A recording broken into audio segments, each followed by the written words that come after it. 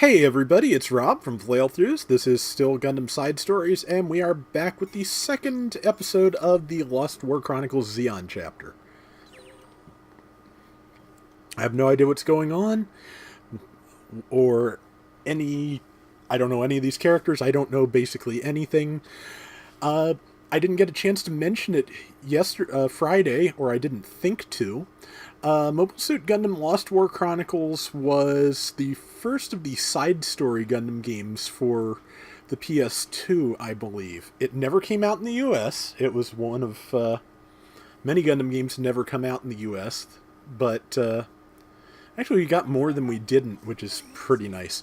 But yeah, Lost War Chronicles, as I understand it, was kind of to Journey to Jaburo as Gundam Senki is to Gundam Crossfire.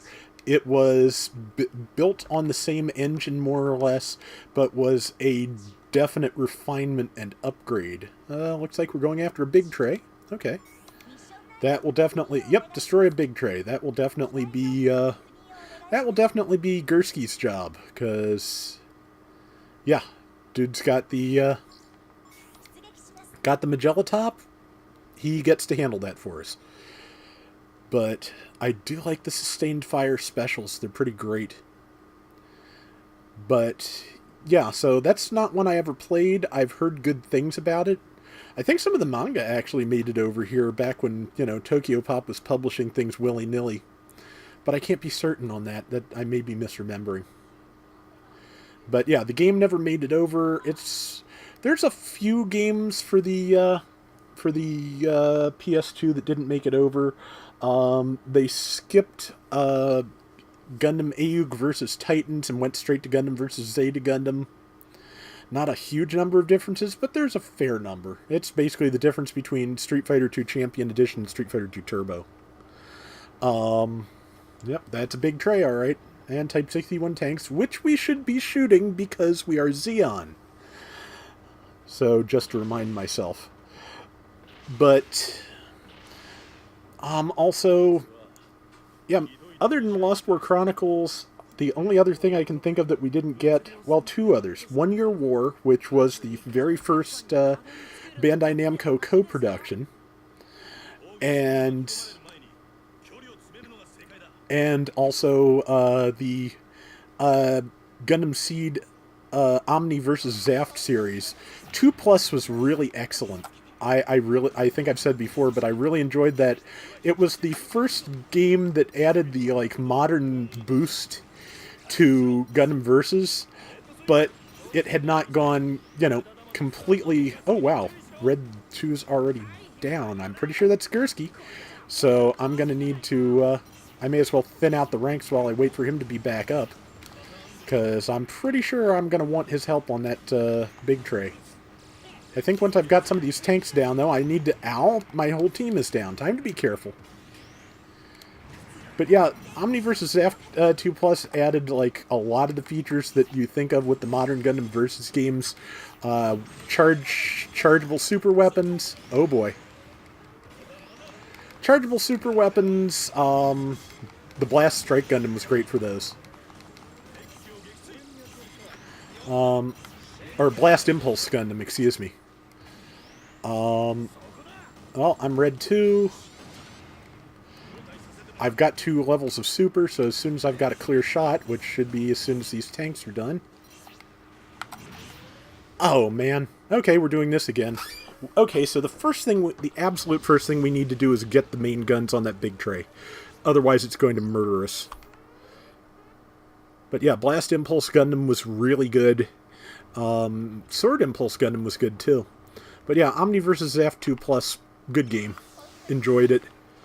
1 Year War is good too. It's got interesting space combat. It's not perfect space combat, but it's neat. I enjoy it, and it's got a feature that I feel like Gundam space combat should have, especially possibly Battle Operation 2, to be honest, which is, oh yeah, he only has crackers, so using special weapons at range is not going to be a lot of help here. I need to get that main gun down. Dodge. Oh well, just keep shooting things until it lets me shoot at the right things. Come on, come on. Okay. That's one of the big ones, isn't it? It's the missile pods, which are definitely a problem, so... Ow. Man, shot me out of the air. Rude. Okay, Zaku Bazooka, go. There we go. That's what we call progress. Okay, that's one of the guns up near the bridge. Let's take out all the weapons we can, and then see if we can take out the ship, because if we can take out the ship, we got a shot. Oh yeah, it's the heavy fork. Which, you know, like, again, I know I said it before, you'd think that the big tray would be the larger of the two, and the heavy fork would sit on it, but it's down. Okay. Now we can kill tanks for fun. But yeah, boost and charge weapons on Omni versus ZAF 2 Plus. Thank you, Brain. That's I probably stopped talking about that 2 minutes ago. But, no, 1 Year War, its melee system, if you just tapped triangle in space, anything that was close enough to you, you would turn and attack. It was pretty great. It made fighting the bits in the LMS stage a little bit simpler, because if you just flew into them... Oh, Zanzibar taking off. If you flew into them, you could melee them and get rid of them sooner. But it's one of the few games where the Gundam felt like the Gundam, where it took, like, I think 2 shots max to kill your average Zaku. And in the Gundam Alex, it took 1, so that was pretty great. When you replayed the game on harder difficulty, it added a bunch of things that were not in the original movie in the original Gundam movies, which is... It was mostly based on the movies, but, well, I'll continue this train of thought tomorrow, because there's a little bit more to go into about this game that I am not able to show you guys, because it doesn't emulate, and I don't have a modded PS2 anymore, so we'll talk about that in tomorrow's episode.